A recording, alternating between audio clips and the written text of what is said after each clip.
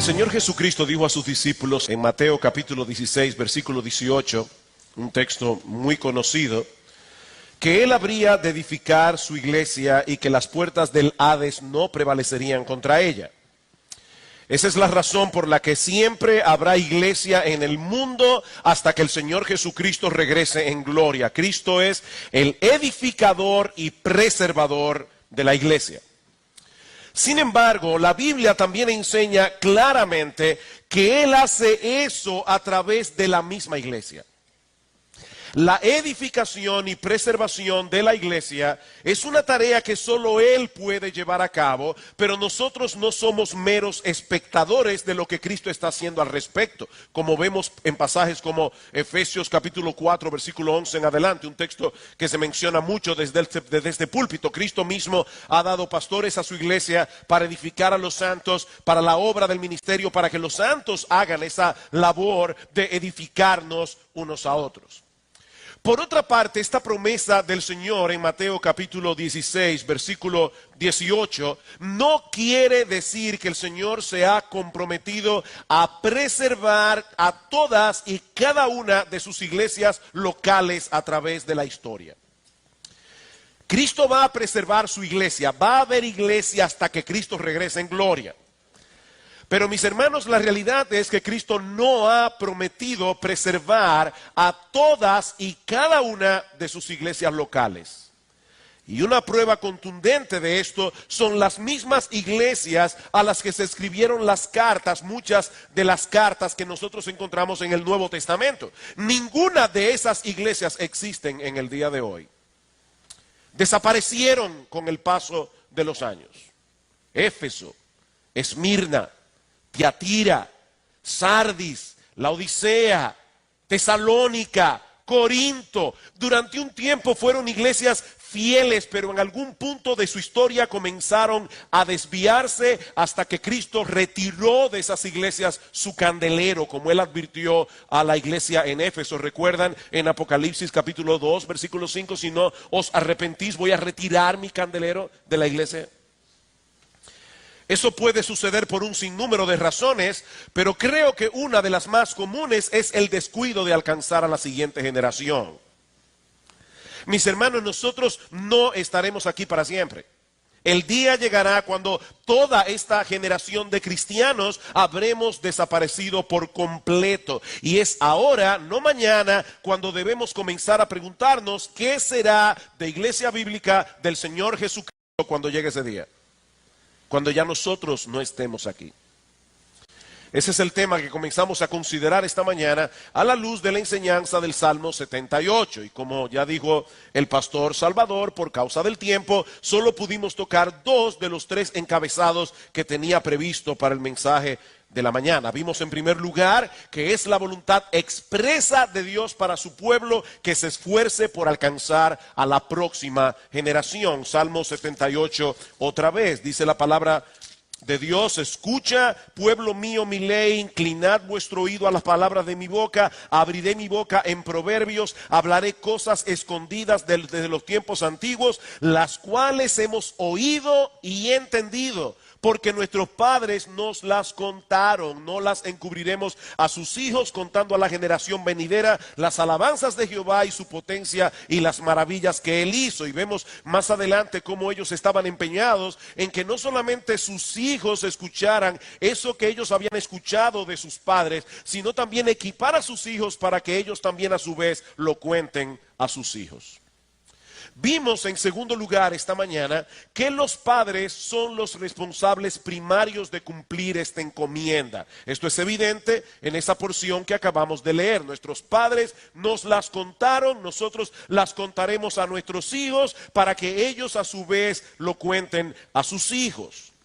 Y vimos varios textos esta mañana y fue simplemente una selección. Hay muchos textos de la palabra de Dios que enfocan a los padres como los responsables primarios de hacer esta labor. Ahora bien, y aquí está mi tercer encabezado que no pude tocar esta mañana. Cuando hablamos de alcanzar a la próxima generación, ¿a qué nos estamos refiriendo? Alguien pudiera pensar que con todo lo que ya hemos dicho, eso es evidente y claro, pero yo no quiero dejar esto simplemente como una presuposición. Cuando hablamos de alcanzar a la próxima generación, según el Salmo 78, ¿qué es exactamente lo que nosotros como padres y nosotros como iglesia estamos llamados a hacer? Bueno, según este salmo, estamos hablando de traspasar el conocimiento necesario de las Escrituras a la próxima generación para que ellos pongan su esperanza en Dios, su confianza en Dios, para que anden en sus caminos y para que ellos a su vez estén equipados a traspasar esa misma enseñanza a la próxima generación. Eso es lo que estamos llamados a hacer. Nosotros estamos llamados a traspasar a nuestros hijos suficiente conocimiento de las Escrituras como para que ellos pongan su confianza en Dios, para que anden en sus caminos y para que estén equipados a traspasar ese mismo legado a la próxima generación. Eso nos muestra de entrada, hermanos, que la Biblia es el centro de esta tarea que nosotros estamos llamados a hacer. Versículo 5. Él estableció testimonio en Jacob y puso ley en Israel, la cual mandó a nuestros padres que la notificasen a sus hijos. ¿Quién es Él? Él estableció testimonio en Israel. Obviamente Dios. Hay una revelación que vino de parte de Dios a los padres. Esa revelación está registrada en las Escrituras por inspiración del Espíritu Santo, y ahora esos padres debían traspasarla a sus hijos. Así que no se trata simplemente de una mera tradición religiosa, se trata de una revelación. Queridos hermanos, Dios ha hablado. Yo no estoy esperando que ustedes salten de sus asientos con esa declaración, pero ¿saben qué? Deberíamos saltar de nuestros asientos. Dios ha hablado. Dios no es mudo, Él ha hablado, Él ha dicho algo. Dios ha hablado.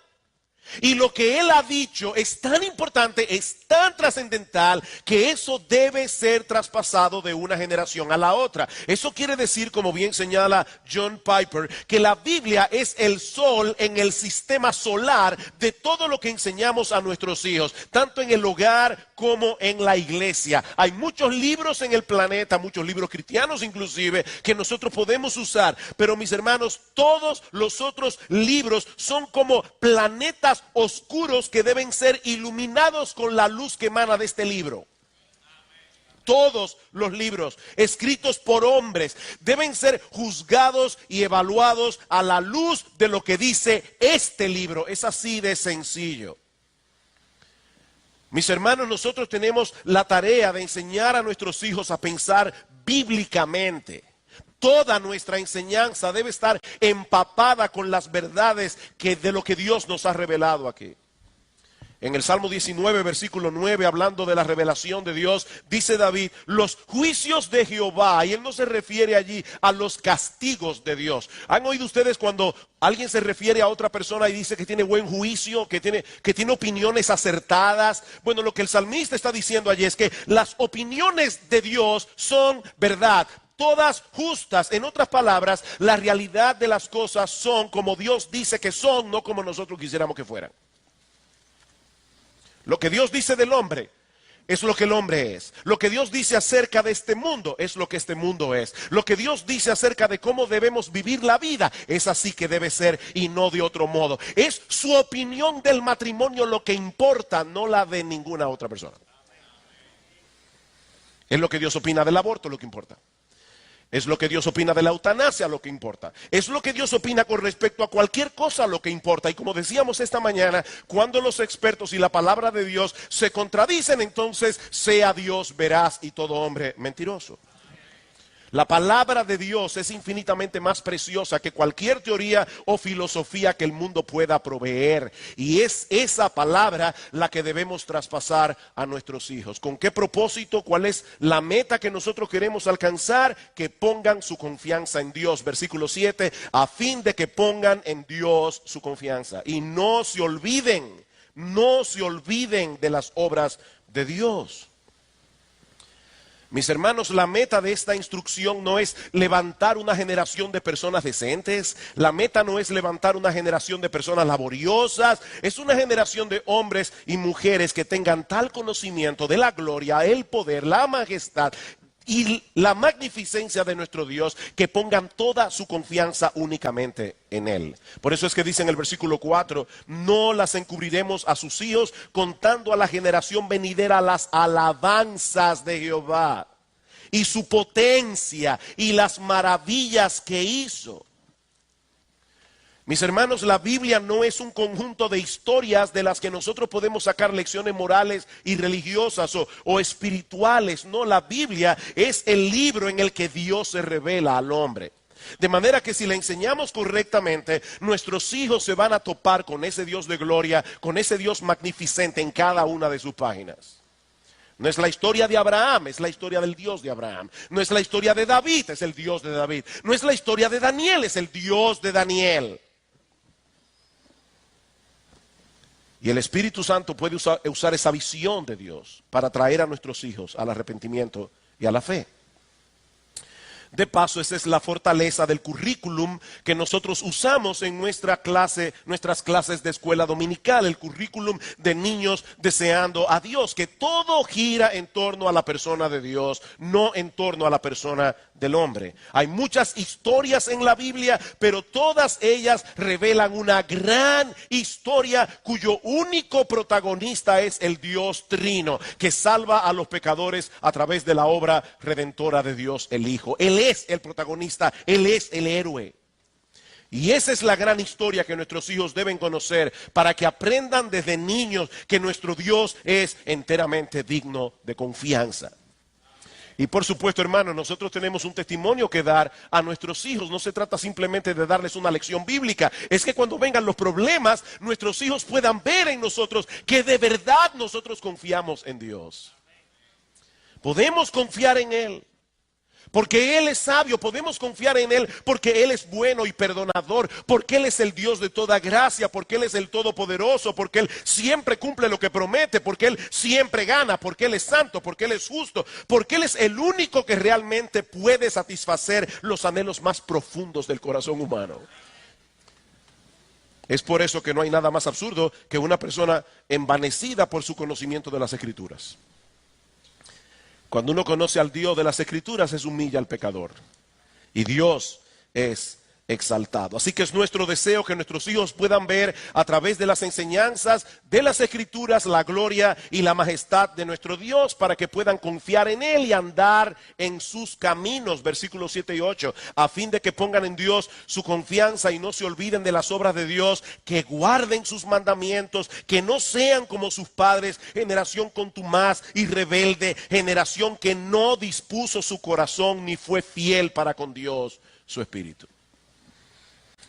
La obediencia a los mandamientos de Dios es la evidencia de que verdaderamente amamos a Dios y confiamos en Dios. Nadie se salvará por guardar los mandamientos, eso lo sabemos, sino por confiar enteramente en la vida perfecta de Cristo, en su muerte en la cruz del Calvario. Somos salvos por gracia, por medio de la fe. Pero todos aquellos que han sido salvados por la gracia de Dios mostrarán la eficacia de esa gracia a través de una vida transformada. Juan 14, ustedes conocen el texto: el que me ama, mi palabra guardará, mi Padre le amará, vendremos a Él, haremos morada con Él. Hasta aquí, hermanos, lo que yo estaba supuesto a predicar esta mañana.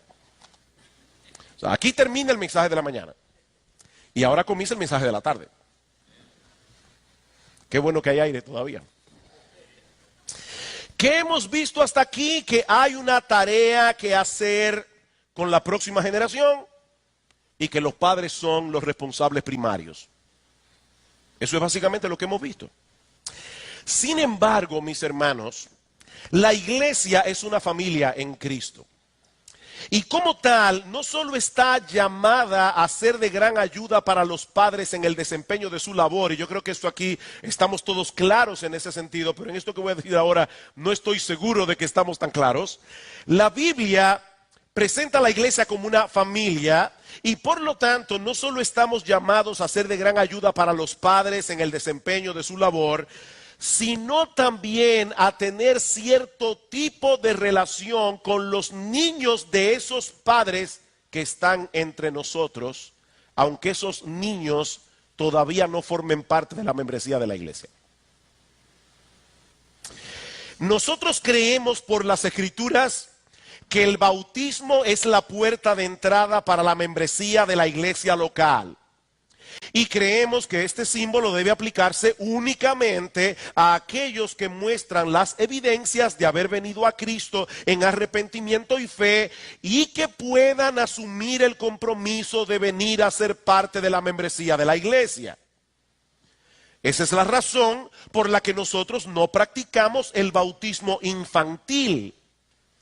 No creemos que un niño tenga la capacidad de asumir la responsabilidad de venir a ser parte de la membresía de la iglesia. Sin embargo, mis hermanos, esto es crucial para todo lo que viene después. Aunque nuestros niños no sean miembros de la iglesia, yo pienso que cometemos un serio error si nos limitamos a verlos como meras visitas que asisten a nuestros cultos cada domingo. Y yo me temo que esa es la perspectiva que muchos pueden tener de los niños aquí. Meras visitas que están aquí incidentalmente porque sus padres están aquí y ellos no pueden estar en otro lugar. Y por lo tanto los niños están aquí. John Piper, a quien voy a estar citando mucho en este sermón, lo presenta de esta manera. Si bien es cierto que ellos no pertenecen a la membresía de la iglesia, aún así debemos verlos como pupilos amados de la comunidad del nuevo pacto. ¿Qué somos nosotros como iglesia? Somos una comunidad, la comunidad del nuevo pacto. Y en ese nuevo pacto, según Jeremías capítulo 31, versículo 32, todos conocen al Señor. O sea que en el nuevo pacto no es como en el antiguo pacto. En el antiguo pacto se era miembro de la comunidad del pacto simplemente por ser hijos de israelitas. En el nuevo pacto no se es parte de la comunidad por ser hijo de cristianos. En el nuevo pacto es diferente. Sin embargo, como dice John Piper, aún así, ellos pueden ser vistos como pupilos amados de la comunidad del nuevo pacto. Ellos son cuidados espiritualmente en medio nuestro, aguardando con esperanza el día en que sean personalmente despertados y guiados por el Espíritu Santo a su fe en Cristo. Sigue diciendo Piper, nacer en la familia del nuevo pacto no convierte al niño en un miembro de la comunidad del nuevo pacto, pero sí hace a la comunidad del nuevo pacto guardiana espiritual de ese niño. ¿Debo repetir eso otra vez? Nacer en la familia del nuevo pacto, aquí hay muchos niños cuyas madres vinieron embarazadas a esta iglesia. En cierto modo, esta iglesia ha sido como la sala de parto donde esos niños nacieron y se han criado y han nacido. Bueno, el hecho de que tú hayas venido aquí a la iglesia embarazada o tu niño haya nacido siendo tú miembro de la iglesia no hace a ese niño salvo ni lo hace miembro de la iglesia. Eso es lo que Piper está diciendo aquí. Nacer en la familia del nuevo pacto no convierte al niño en un miembro de la comunidad del nuevo pacto, pero sí hace a la comunidad del nuevo pacto guardiana espiritual de ese niño. Nosotros tenemos una responsabilidad. ¿Por qué? Porque somos una familia. Ese es el punto aquí. Si nosotros somos una familia, tus hijos deben importarme a mí. Y más aún, como providencialmente tus hijos están aquí y están viniendo a la iglesia cada domingo, en cierto modo, alcanzar a tus hijos es preservar el futuro de la iglesia. Esa perspectiva de las cosas nos ayuda a entender cuál es el papel que juega la iglesia en la tarea encomendada por Dios de traspasar a su palabra a la próxima generación. El hecho de que los padres sean los responsables primarios de llevar a cabo esa tarea no quiere decir que la iglesia deba desentenderse de ser una mano de ayuda, de ser una mano de apoyo para los padres en el cumplimiento de esa responsabilidad y funcionar como una especie de segundo hogar espiritual para los niños. Ahora bien, eso suena en teoría, ¿verdad? Muy bien, y espero que todos hayamos podido entender lo que esto implica. Pero ¿cómo se ve eso en la práctica? O para ser más concretos, ¿cómo debe verse esa realidad en IBSJ? ¿Cómo debe verse eso que yo acabo de decir con respecto a nuestros niños? ¿Cómo debe verse eso en Iglesia Bíblica del Señor Jesucristo? Bueno, en primer lugar, instruyendo a los adultos en el culto congregacional y en otros contextos menos formales, para que ellos a su vez sean cada vez más capaces de instruir a sus hijos. ¿Qué es lo que nosotros debemos estar haciendo aquí por la próxima generación? Instruyendo a los adultos. Nosotros estamos instruyendo a los adultos porque queremos alcanzar a la próxima generación. Nosotros veíamos esta mañana en el pasaje de Deuteronomio 6, que de paso Salvador lo leyó también al principio de este servicio, que el papel de Moisés era enseñar a los adultos la palabra de Dios y el papel de los adultos era enseñarla a sus hijos. Vamos a Deuteronomio capítulo 4. Deuteronomio capítulo 4, versículo 10. El día que estuviste delante de Jehová tu Dios en Horeb, cuando Jehová me dijo, reúneme el pueblo para que yo les haga oír mis palabras, las cuales aprenderán para temerme todos los días que vivieren sobre la tierra y las enseñarán a sus hijos. Reúneme al pueblo, Moisés, yo voy a darles la palabra de Dios, ellos aprenderán esa palabra, ellos atesorarán esa palabra y ellos tienen la responsabilidad de enseñar esa palabra a sus hijos. La labor más importante que hace la iglesia a favor de la próxima generación es equipar a través de la enseñanza de la palabra de Dios a aquellos que tienen la responsabilidad primaria de instruir a la próxima generación, los padres. Hace unos meses atrás, hablando en un mensaje acerca de la crianza, yo les hice una pregunta. Y yo voy a ver si lo que yo dije en aquella ocasión se atesoró, ¿verdad?, en el corazón.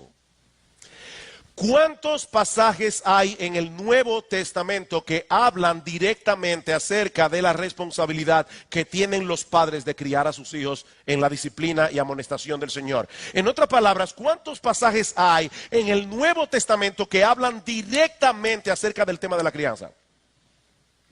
Traten de recordar. Solo 2. Increíble, un tema tan importante, y en todo el Nuevo Testamento hay solo 2 versículos que hablan de la responsabilidad de los padres. Efesios capítulo 6 versículo 4, Colosenses capítulo 3 versículo 1, y con muy pocas variantes ambos textos enseñan prácticamente lo mismo. Padres, no provoquéis a ira a vuestros hijos, sino criadlos en la disciplina y amonestación del Señor. Padres, no exasperéis a vuestros hijos, para que no se desalienten. Eso es todo lo que el Nuevo Testamento dice acerca de la crianza de los hijos. La pregunta es, ¿cómo podemos explicar eso? ¿Será que el Señor no le da tanta importancia a la crianza de los hijos? Bueno, por lo que hemos visto, obviamente no, Dios le da mucha importancia. ¿Será que al Espíritu Santo se le olvidó incluir más textos bíblicos acerca de ese tema? No, porque la palabra de Dios es perfecta. La palabra de Dios dice exactamente lo que debe decir. ¿Cómo explicamos esa omisión? La respuesta más obvia es que la Biblia no es un manual de paternidad. La Biblia es una historia de redención.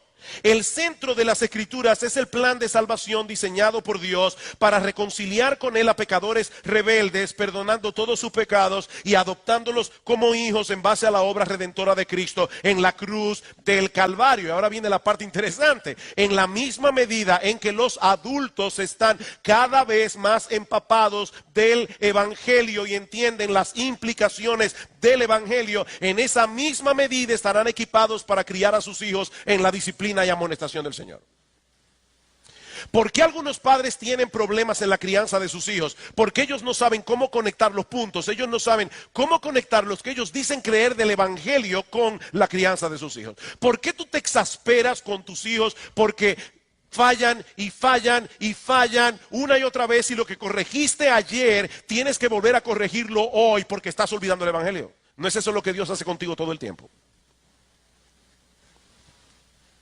¿Por qué muchas veces no sabemos cómo instruir a nuestros hijos? Porque no estamos conectando los puntos con el evangelio. Así que lo que estamos supuestos a hacer en esta comunidad del nuevo pacto es animarnos y ayudarnos mutuamente a conectar los puntos del evangelio con la crianza, el evangelio con el trabajo, el evangelio con las tentaciones, el evangelio con mis luchas, el evangelio con todo lo demás. En el documento de Niños Deseando a Dios, que hemos citado ya, dice lo siguiente al respecto. Como parte de una iglesia, los padres están conectados a un cuerpo colectivo de sabiduría, una red de apoyo y ánimo que puede ayudarles en la responsabilidad de la crianza. Eso es especialmente importante dada la realidad de hogares de padres solteros, matrimonios con un yugo desigual y familias espiritualmente disfuncionales. Las iglesias están en una posición única para ayudar a cerrar la brecha para los niños y los padres que se encuentran en situaciones no ideales. Hermanos, ¿ustedes se imaginan cómo debe ser una iglesia donde todos los miembros están apoyando a aquella madre divorciada que está sola tratando de llevar adelante a su hijo, o aquel joven que viene de una familia disfuncional y no tiene el papel claro de lo que es un papá, y hay hombres en la iglesia que pueden ayudar a ese joven a entender esa visión? Somos una familia, hermanos. Somos una comunidad. Nosotros no podemos desentendernos de la problemática de los niños y jóvenes que están en medio nuestro, porque son parte, son pupilos amados de esta comunidad del nuevo pacto, aunque no sean miembros de ella. Así que lo primero que hace Iglesia Bíblica, o debería ser Iglesia Bíblica del Señor Jesucristo, es instruir a los adultos en el culto público, en otros contextos menos formales, para que ellos a su vez sean cada vez más capaces de instruir a sus hijos. En segundo lugar, Iglesia Bíblica debería proveer instrucción a nuestros hijos a través del ministerio de niños y jóvenes de Iglesia Bíblica del Señor Jesucristo. Por la providencia de Dios, nosotros tenemos en medio nuestro a un grupo de padres, miembros de esta congregación, que están entre nosotros con sus hijos. ¿No deberíamos tomar ventaja de esta realidad para tratar de alcanzar esa generación con la palabra de Dios, trabajando juntamente con los padres? Bueno, hermanos, esa es la razón de ser del ministerio de escuela bíblica o de escuela dominical.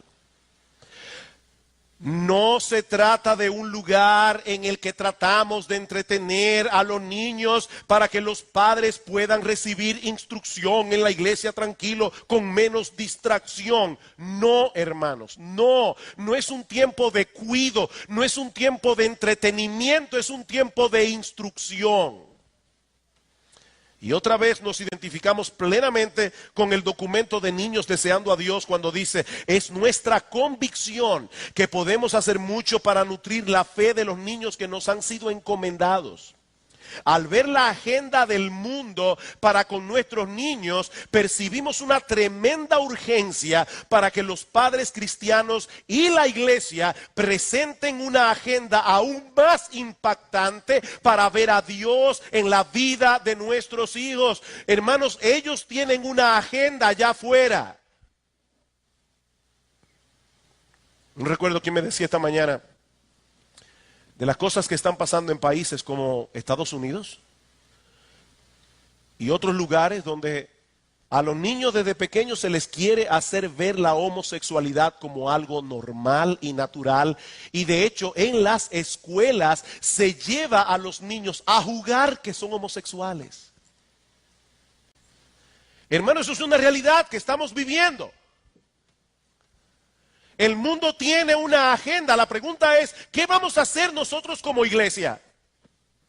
Sigue diciendo este documento: nuestra visión para los niños debe ser más grande que la visión del mundo para ellos.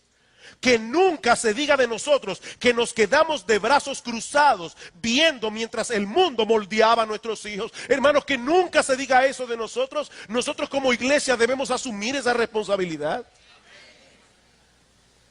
Así que por favor, mis hermanos, por favor, Dios, en nombre de todo el equipo de Escuela Bíblica, de Iglesia Bíblica del Señor Jesucristo, en nombre de todos los maestros, por favor, no vuelvan a preguntar si hay cuidado de niños. Porque aquí nunca hay cuidado de niños. Nosotros no estamos aquí como una guardería, nosotros no somos cuidadores de niños, somos instructores. Por favor, hermanos, quitémonos ese vocabulario de nuestras bocas. ¿Alguna vez tú has pensado que en el hecho de que en esas aulas se encuentran sentados probablemente los futuros miembros y pastores de esa iglesia?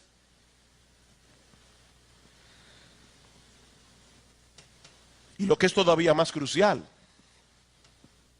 ¿alguna vez has considerado el hecho de que cualquiera de esos niños en cualquier momento puede pasar a la eternidad? ¿Cuándo comenzaremos a tomar en serio la salvación de sus almas? ¿Cuándo comenzaremos a tomar en serio la salvación de sus almas? Comentando acerca de ese pasaje que voy a citar en un momento, cuando el Señor bendice a los niños, dice Juan Carlos Ryle: estos versículos nos animan a intentar grandes cosas en la instrucción religiosa de los niños. Tratémoslos desde sus primeros años como a quienes tienen almas que se habrán de salvar o perder. Esforcémonos por llevarlos a Cristo. Asegurémonos de que conocen la Biblia tan pronto como tengan un mínimo de entendimiento. El mundo nos dice que debemos esperar hasta que nuestros hijos sean mayores y entonces ellos puedan decidir por sí mismos el conjunto de creencias que ellos van a aceptar. Alguien me decía en el día de hoy: wow, esa es una trampa diabólica. Es como si el diablo nos estuviera diciendo: no se preocupen, yo me encargo de ellos. Déjenlo tranquilo, no traten de inculcar creencias. ¿Y ustedes creen que el mundo no tratará de inculcar creencias en esos años? O sea que el diablo quiere que nosotros le dejemos a nuestros hijos por un tiempo, que Él nos los va a devolver cuando ya no sirvan para nada. Cuando tengan sus mentes y sus corazones dañados por el pecado. Yo sé que Cristo puede redimir y aquí hay muchos testimonios de esa realidad. Pero ¿por qué tenemos que esperar que lleguen esos años difíciles para tratar de rescatarlos con el Evangelio? Si los tenemos aquí a nuestras manos y podemos predicarles el Evangelio ahora. No, mis hermanos, debemos tratar de alcanzar a nuestros niños cuando todavía son moldeables, cuando todavía no han desarrollado aquellos rasgos de carácter que luego les será sumamente difícil de manejar. Sí, Dios es soberano en la salvación de los pecadores, pero hay algo interesante, está demostrado estadísticamente, aunque yo no estoy seguro de que estas estadísticas sean tan reales, porque muchas personas llaman conversión a cualquier cosa, pero está estadísticamente demostrado que por lo menos en cuanto a profesión de fe, el 85% de las personas hacen profesión de fe entre los 4 y los 14 años de edad.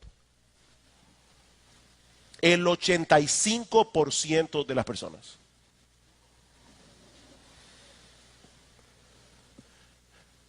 No, mis hermanos, nosotros no estamos aquí para hacer que la iglesia sea más entretenida para nuestros hijos. Hay padres que tienen preocupación con eso, quieren que la iglesia sea entretenida. No, hay muchas entretenciones allá afuera. La iglesia debería ser amada por nuestros hijos, la iglesia no debería ser aburrida, la iglesia debería ser estimulante para nuestros hijos, pero no estamos aquí para eso. Estamos aquí para que ellos reciban el evangelio de la salvación en medio nuestro. Estamos aquí para que ellos sean ayudados a forjar una mentalidad bíblica desde pequeños.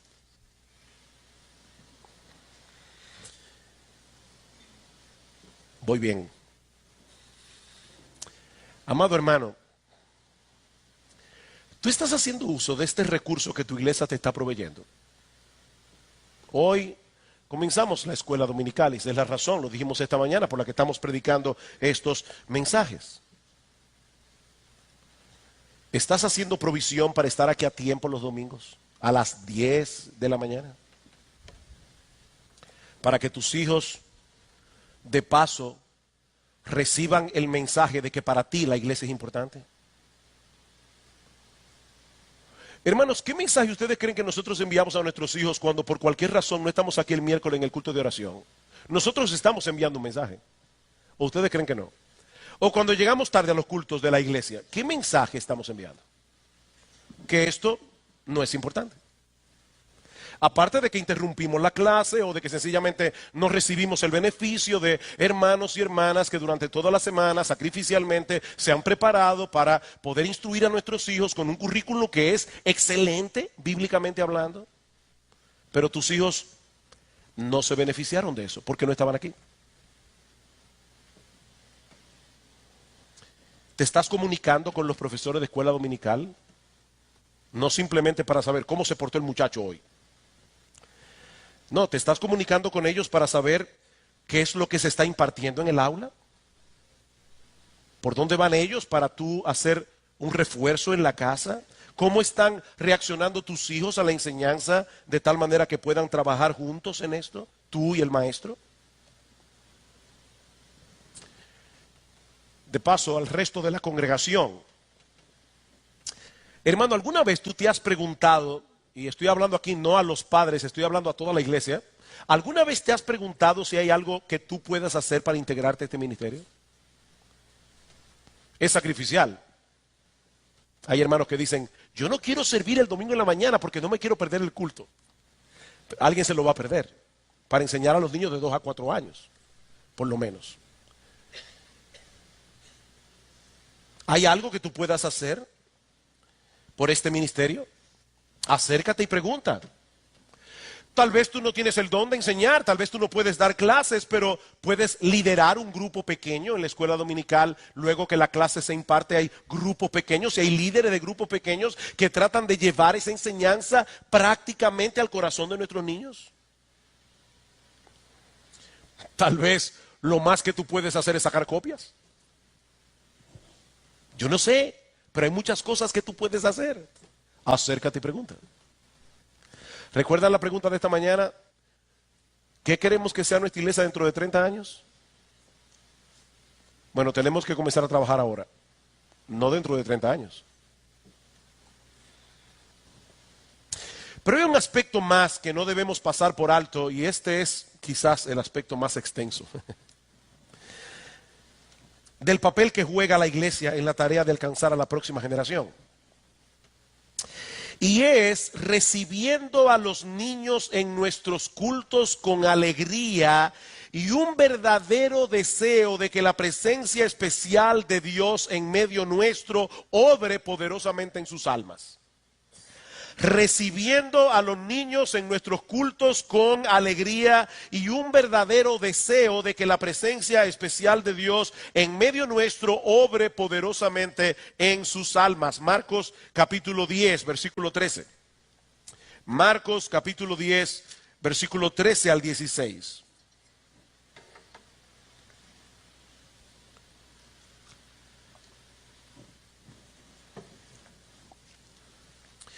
Dice, y le presentaban niños para que los tocase.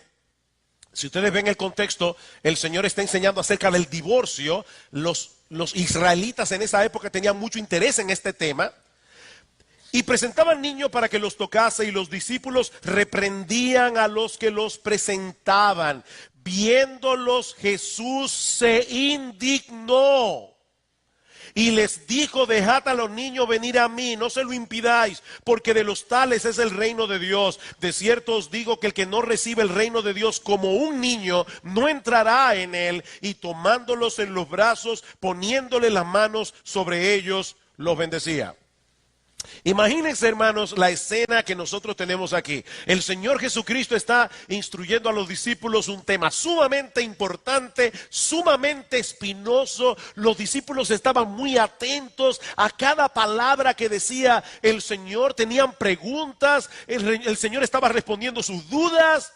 Ellos estaban sumamente interesados en entender cada una de las enseñanzas del Señor, hasta que de repente llega un grupo de padres con sus niños pequeños a interrumpir las enseñanzas de Cristo para que bendijera a sus hijos. Y yo me imagino ya a los apóstoles pensando, ¿verdad? Lo que lamentablemente yo creo que algunos de nosotros hubiéramos pensado. Porque es muy fácil, ¿verdad?, masacrar a los discípulos. Pero ya yo me imagino, de hecho, yo creo que yo hubiera pensado así, para ser más directo. Yo creo que yo me hubiera molestado con los padres. Y me hubieran dado mi ramplinazo ese día. ¿Cómo es posible que el Hijo de Dios pierda su tiempo prestando atención a un grupo de niños? Él tiene otras cosas más importantes que hacer que bendecir bebés. Jesús no pensaba así. Hermanos, Jesús no pensaba así.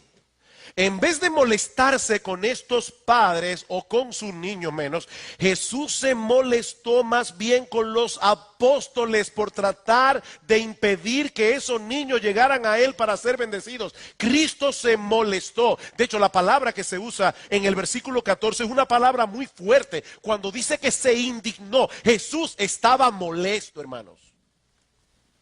Molesto. Muy indignado. Jesús quería bendecir a esos niños. Jesús quería orar por esos niños, porque Él no vino al mundo únicamente para salvar a adultos. Él vino también para salvar a niños, y para tratar con niños, y para sanar niños. Miren, nuestro Dios es tan misericordioso y le pone tanta atención a los niños. ¿Ustedes se acuerdan de esa escena cuando, estaba leyéndolo esta semana, cuando Ismael y Agar son echados de la casa y están en el desierto, y de repente ya Agar piensa que van a morirse de sed, y dice que Ismael alzó la voz y gritó, y dice que el Señor oyó la voz del muchacho? Dios le hizo bien a Agar por el niño, no al niño por Agar. Dios escuchó la voz de ese niño, escuchó sus ruegos, sus gritos. Dios le hace caso a los niños. Mis hermanos, a lo largo de la historia de la redención, nosotros vemos el interés de Dios de que los niños participen junto a los adultos cuando su palabra es enseñada. Josué capítulo 8. Josué capítulo 8, versículos 34 y 35. Y quiero buscar estos textos de la palabra de Dios, no quiero darlo por sentado. Dice, después de esto leyó todas las palabras de la ley. Yo me pregunto, ¿cuánto tiempo pasó Josué leyendo todas las palabras de la ley? Los primeros 5 libros de la Biblia. ¿Cuánto tiempo se lleva a leer en voz alta Génesis, Éxodo, Levítico, Número, Deuteronomio? Y ahí estaba toda la congregación, sin aire acondicionado. Leyó todas las palabras de la ley, las bendiciones y las maldiciones conforme a todo lo que está escrito en el libro de la ley. No hubo palabra alguna de todo cuanto mandó Moisés que Josué no hiciese leer delante de toda la congregación de Israel y de las mujeres, de los niños y de los extranjeros que moraban entre ellos.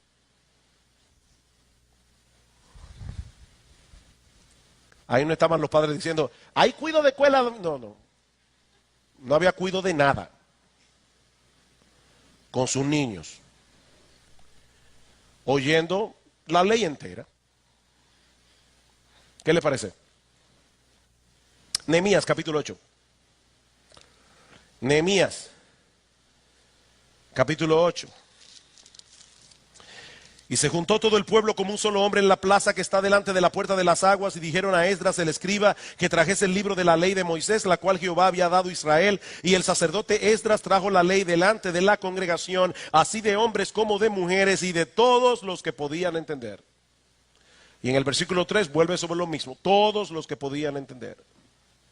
Esa es la razón por la que nosotros tenemos aquí a los niños a partir de 5 años. Entendemos que ellos pueden entender. Segunda de Crónicas, capítulo 20, versículo 13. El pueblo de Israel está en un gran aprieto. Segunda de Crónicas, capítulo 20, versículo 13. Dice, y todo Judá estaba en pie delante de Jehová con sus niños y sus mujeres y sus hijos. Ahí estaba todo el mundo de pie ante Dios, rogando por liberación. Hay algunos padres que se nos acercan y nos dicen, pastores, ¿y por qué no tenemos mejor a los niños fuera del culto? Porque ellos no entienden lo que se está predicando. Además, algunos adultos me dicen, ni yo lo entiendo mucho. Eso ya es un problema. Pero entonces, ¿para qué tener a los niños aquí? ¿No sería mejor? Hace unos años atrás, muchos años atrás, muchos, yo era soltero en esa época, muchos años, tengo 32 de casado. Nuestra iglesia tenía un culto para niños. Y yo lo recuerdo muy bien porque yo era que lo lideraba junto con mi novia en esa época. Yo tenía 18 años. ¿Por qué no hacemos eso? ¿Por qué no tenemos un culto para niños? Y sacamos a los niños de aquí. Si no están entendiendo nada. O no mucho. Los esposos John y Noel Piper escribieron un breve tratado titulado La familia juntos en la presencia de Dios. Y hermanos, definitivamente, yo no puedo decirlo mejor que ellos, así que ustedes me van a permitir leerles algunos extractos de este folleto. La familia adorando juntos en la presencia de Dios. Por ejemplo, dicen ellos, hay varias razones por las que instamos a los padres a traer a sus hijos a la reunión de adoración. Pero estos argumentos no conllevarán mucho peso para los padres que no aman adorar a Dios. En otras palabras, no importa cuántos argumentos tú des, si el papá mismo no ama adorar a Dios, no estamos haciendo mucho. La mayor piedra de tropiezo para los niños durante la adoración es que sus padres no aprecien ese momento. Los niños pueden sentir la diferencia entre el deber y el deleite. Cuando tus hijos están aquí en el culto, adorando junto a ti, ellos cómo te ven adorar. Para ellos es claro que es un deber estar aquí porque yo soy miembro de tu iglesia, o es un deleite. Por lo tanto, la labor principal y más importante de un padre es enamorarse de la adoración a Dios. Usted no puede impartir lo que no posee. Otro punto. Adorar juntos va en contra de la fragmentación contemporánea de la familia. Hermano, nosotros estamos viviendo en una época de fragmentación contemporánea. Nuestra generación trata de ahondar la brecha entre los hijos y los padres. Y nosotros no podemos meternos en ese mismo tren. La agitada vida de nuestra sociedad deja muy poco tiempo para la unidad significativa. Es difícil sobreestimar la buena influencia que imparte el hecho de que las familias hagan cosas valiosas juntas semana tras semana, año tras año. ¿Y qué puede ser más valioso que venir a la iglesia y adorar a Dios? Adorar, dicen ellos, es lo más valioso que un ser humano puede hacer. Y me encantó esta parte. El efecto acumulado, porque a veces nosotros creemos que si en el culto los niños no entendieron nada o casi nada, ahí no pasó nada. Pero hay un efecto acumulado. Cuando tus hijos fueron a la escuela, ellos no aprendieron cálculo en kinder. Ellos aprendieron primero a ver los números y luego a sumar 1 más 1 y fue acumulando el conocimiento hasta llegar a lo más avanzado. ¿Eso pasa en la iglesia? Dicen ellos, el efecto acumulado de 650 servicios de adoración junto a papá y mamá entre las edades de 4 y 17 años es incalculable. Incalculable. Los padres tienen la responsabilidad de enseñar a sus hijos con su propio ejemplo el significado y el valor de la adoración. Por lo tanto, los padres deberían desear que sus hijos estén con ellos en la adoración para que los niños puedan absorber el espíritu y la forma en que sus padres adoran. ¿Por qué queremos enviarlos a que otros se encarguen de eso? Cuando la mayor influencia deberíamos ser nosotros. Los niños deberían ver cómo papá y mamá inclinan sus rostros en sincera oración durante el preludio y en otros momentos que no son dirigidos. O sea, estamos aquí en la iglesia, papi está orando por el culto. El culto no ha empezado todavía, pero el niño lo ve eso. Deberían ver cómo papá y mamá cantan alabanzas a Dios con gozo en sus rostros y cómo hambrientamente escuchan la palabra de Dios. Deberían absorber el espíritu de sus padres encontrándose con el Dios viviente. Los niños deberían ver eso. sentarse tranquila y calladamente por 1 hora o 2, el domingo no es una expectativa excesiva para un niño saludable de 6 años a quien se le ha enseñado a obedecer a sus padres. Hermanos, eso no es una expectativa excesiva si el niño es un niño saludable y ha sido entrenado en casa, entrenado para obedecer. Sí requiere una medida de disciplina, dicen ellos, pero eso es precisamente a lo que animamos a los padres a hacer durante los primeros 5 años de la vida del niño. Aprender disciplina. Los niños, en un punto que se titula "No todo pasa por encima de sus cabezas". Hermano, yo no recuerdo la última vez que yo hice esto en el culto, de leer tanto de otro documento, pero yo creo que esto es importante. Y de esto no se habla mucho. Los niños absorben una tremenda y valiosa cantidad de información. Esto es cierto, aun si ellos dicen que están aburridos. ¿Oyeron eso, hermanos? Eso es cierto, aun si ellos dicen que están aburridos. La música y las palabras se vuelven familiares para el niño y eso es importante. El mensaje de la música comienza a fijarse. El formato del servicio se vuelve natural. Hay algo que está pasando en la vida del niño. Él se está acostumbrando a esto. Pero esta es la parte que más me gustó de este folleto. Dicen ellos: hay una sensación de solemnidad y asombro que los niños deben experimentar en la presencia de Dios. Es probable que esto no ocurra en la iglesia infantil. Como yo les decía, hay iglesias que tienen iglesia infantil. Los niños salen del culto, se van a su iglesia infantil hasta los 12 años. Y hay algunas iglesias, y yo respeto eso, no comparto esa opinión, pero hay iglesias que también tienen escuela dominical durante el culto hasta los 12 años de edad. Dicen ellos, hablando de la iglesia infantil, ¿existe tal cosa como un trueno infantil o un relámpago infantil o el rugir del mar infantil? O sea, ¿por qué nosotros queremos tener una iglesia infantil si no existe un trueno infantil, ni un ruido del mar infantil, ni un león infantil?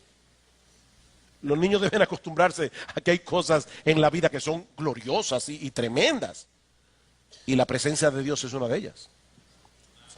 Una sensación profunda de lo desconocido y lo misterioso puede nacer en el alma de un niño sensible durante la adoración solemne si sus padres están buscando fervientemente a Dios por sí mismo. Una profunda emoción por la magnificencia de Dios puede llegar al joven y tierno corazón a través de ciertas partes de los grandes himnos o del fuerte silencio o de una prédica con autoridad. Él no sabe lo que el predicador está diciendo, no lo entiende todo, pero él sabe una cosa: ese hombre parece que cree lo que está predicando y lo predica con autoridad. Y eso está haciendo un impacto en la mente del niño, enseñándole a respetar la palabra de Dios. Esto es de inmensurable valor para cultivar un corazón que teme y ama a Dios. Y ahora escuchen esta parte, la última que le voy a leer. No creemos que los niños que han estado en la iglesia infantil por varios años, entre las edades de 6 y 12 años, tendrán mayor inclinación o estarán mejor entrenados para disfrutar la alabanza que si hubieran pasado todos esos años al lado de sus padres. De hecho, es probable que sea lo opuesto.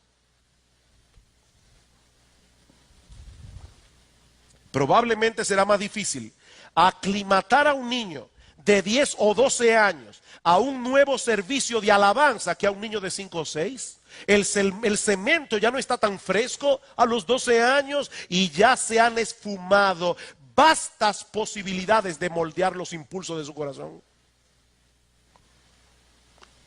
Ahora, hermanos, algunos dirán: amén, amén, amén, qué bueno. Pero eso quiere decir que nosotros estaremos dispuestos a hacer ciertas cosas. ¿Qué se espera de un niño en el culto? Respeto por la casa del Señor. Nosotros como padres tenemos que enseñarles respeto por la casa del Señor, respeto por los adultos. Hermanos, a veces hay niños que van corriendo, si se encuentran con una señora mayor, vamos a tener que ir a la Plaza de la Salud por lo menos.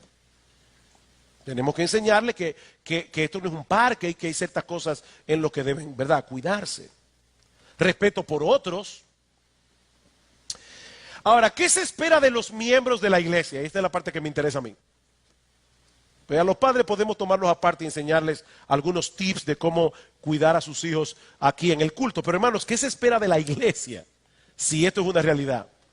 Bueno, en primer lugar, que hagan sentir bienvenidos a los niños entre nosotros. Mi hermano, hagamos sentir bienvenidos a los niños entre nosotros. Estamos contentos de que estén aquí. Oigan, niños que están aquí esta noche, estamos contentos de que estén aquí. Hay un predicador que dice, me encanta cuando los niños lloran en el culto. Porque eso quiere decir que por lo menos hay otra generación aquí. A mí no me encanta que lloren, pero me encanta que estén aquí. 2, ¿qué se espera de la iglesia? Que entiendan la diferencia entre la inmadurez y la rebeldía. Hermanos, son niños. Nosotros estamos diciendo, niños son bienvenidos aquí, pero son niños. Hay a veces que ellos se van a mover aquí, van a hacer una pregunta al papá. Y nosotros tenemos que entender que hay una diferencia entre lo que es inmadurez. La inmadurez no es pecado. La inmadurez es inmadurez. ¿Alguna vez ustedes llegaron a pensar en el hecho de que Jesús fue torpe? ¿O ustedes creen que yo estoy diciendo una herejía? Jesús cuando niño probablemente era torpe. Se le caían las cosas. Él no siempre ganaba cuando jugaban los juegos. Él era un niño, él tuvo que crecer, él tuvo que madurar. Y eso va a pasar con niños aquí. Van a pasar cosas. Pero nosotros somos, o deberíamos ser, reconocidos como una iglesia que hace sentir a los niños bienvenidos aquí. Y 3, si fuera necesario, ayudemos en amor a los padres que están teniendo dificultad con sus niños durante el culto. En amor. Como decía una mamá, a veces un niño se pasa el culto entero hablando atrás de ti. Bueno, eso distrae definitivamente. Una cosa es un niño que hace una pregunta, un niño que hace una cosa en un momento dado, un niño que se pasa el culto entero hablando, ahí hay un problema. Bueno, acércate en amor, hermano. Y trate de ayudar a este papá.